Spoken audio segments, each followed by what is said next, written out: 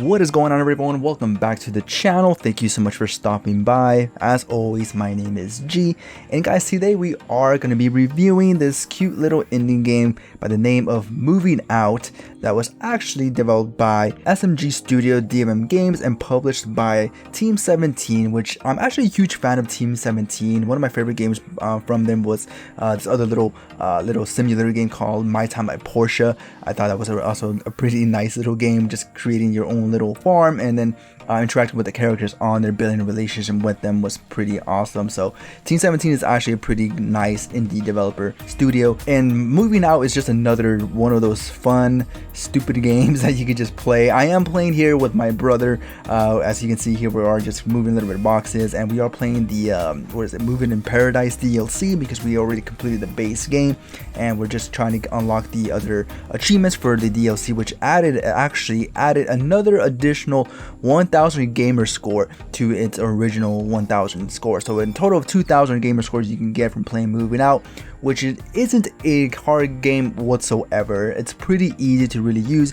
Even if you are playing solo, there is a sister mode that you can actually turn on, so you can actually get like an additional, I believe it gives you like more strength, so you're able to kind of pull up like the beds and those heavier objects where in normal circumstances, if you are playing cooperatively with some other players, I think you can play up to 4 players. You have to move these bigger objects with the other teammates. But if you're playing solo with the sister mode, your little character, he becomes like Super Saiyan. You can move those those objects like nothing. You can't throw them though. That's another good thing about the Moving Out the game, is you're able to kind of throw the objects. I keep saying options, the objects overhead. So you can, like, if you have to move like a little box, you can throw them overhead, and it's pretty awesome. You don't have to actually run through the whole truck over again. So if you guys have not played Moving Out, the whole premise of the game is pretty much just that. You're literally just a bunch of little movers. Think of U-Haul, for example. You're just moving a bunch of stuff from a little location, whether it be in a house, an apartment, a business, a complex. You just have to move the little things into a truck, and you pretty much just get the items. There are little challenges on there where you have to complete them in a certain time to unlock the gold medal. I believe in the Movers in Paradise DLC, there's a new little badge you can actually unlock, which is the platinum medal, which isn't as scary as you may think. The times are pretty generous, especially if you're playing with the sister mode on. You should be able to get that in no time. There are times where you might have to play the level once again because you might have to kind of figure out the patterns. There's a lot of little, a lot of puzzles you have to really navigate through, especially in the Movers in Paradise DLC. There's a lot of pirate like type levels where you kind of have to move treasure chests around, you have to move planks around, you have to use diamonds to kind of leave the locks unscrewed so that your little pathways can remain open. There's a lot of things that you have to do, which doesn't add to the difficulty. It just makes it a little bit more diverse. It kind of gives you a little bit more of a challenge, and it's a lot of fun. I've been playing with my brother. We actually almost finished the DLC. I think we just need like 2 more levels, and then we're gonna do the challenges. But we're just trying to get the platinums times first, and then we'll get the remaining challenges out the way, because the challenges are always the fun things about Moving Out. Is you don't have to complete the game, or you don't have to complete the level in a specific way. You can't. The one thing that is annoying is when you have to complete a level and one of the challenges requires you to not break the glass or any glass whatsoever, or there's some levels where you cannot fall in the water once, because then you pretty much ruin that whole challenge and you have to restart the level again. That's the only minor little challenge in there, but it's not to the point where it becomes annoying, because it's just a little matter of just repeat, not doing the same mistakes over again, and it's a real easy concept to really master. It's not really that hard. So yeah, honestly, this game is just a lot of fun, man. It's just, if you have Moving Out and you have multiple controllers, you have multiple systems that you can invite your friends. Unfortunately, there isn't any online play, so you can't play with someone online. I think that's one of the biggest issues about moving out. This is actually one of the complaints that actually happened when moving out first came out. A lot of people were really, pleading with T17's, the publishers, to really add a multiplayer aspect, because a lot of times we don't have friends that are right next to us. The good thing about me and my brother is we live in the same household, so we can literally just connect, our controllers to the same Xbox console and just play it that way. But a lot of people don't have the luxury of doing that, and the absence of a multiplayer mode really just damages the replayability of the game, because it is a lot of fun when you're playing with friends, and there is an option to play with 4 other people, but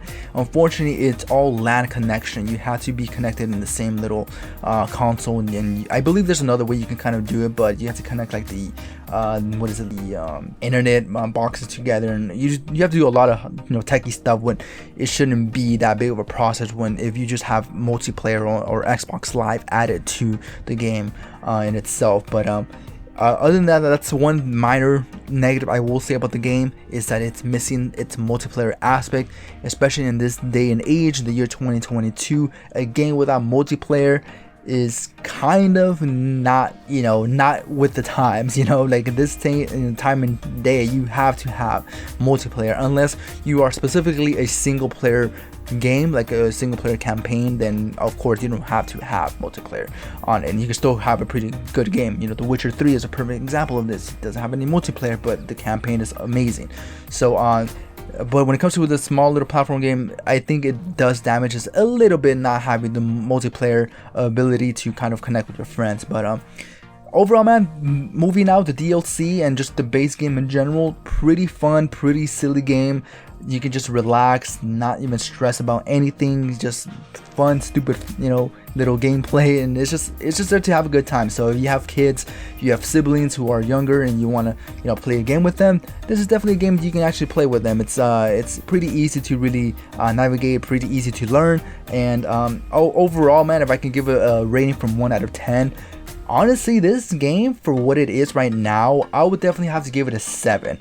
There's no story whatsoever. I mean, unless you want to read the little, goofy little dialogue, but there's really no story. It's literally just you moving a bunch of things around, and the gameplay is really fun. But like I mentioned, it does, the whole multiplayer thing, unfortunately, does really hinder its overall, performance that it can pretty much get, because you're not going to be able to play with your friends that are living somewhere else and all that. So that's definitely a huge negative. But definitely a 7 out of 10. I'll give it a B rating. Definitely one of those games that if you have not gotten, get it for yourself. Pretty easy achievements if you're someone that's very patient, because you might have to play some of the levels again. They're not that long, but there's some people that might be a little bit impatient and not like to do the levels over and over again, but they're pretty easy to get, and we're pretty much close to near getting all 2,000 gamer score already. So if you're an achievement hunter and you're looking for a pretty easy 2,000 gamer score, it is going to take a little while. Maybe I would say maybe 5 to maybe 10 hours to get all 2,000 gamer score, but they're pretty easy to get, and they're really they're not really missable achievements either. But yeah, man, that's pretty much my take on the game Moving Out. Really fun, silly, quirky, just there's just a lot of words I can really describe this game. It's just really fun to play. So let me know what you guys think about Moving Out. Have you guys played this yourself? What do you guys agree with my rating? If not, definitely let me know in the comment section below. But with that being said, I want to say thank you so much for taking the time of your day to watch this video, and I'll see you all in the next one. All right, peace out.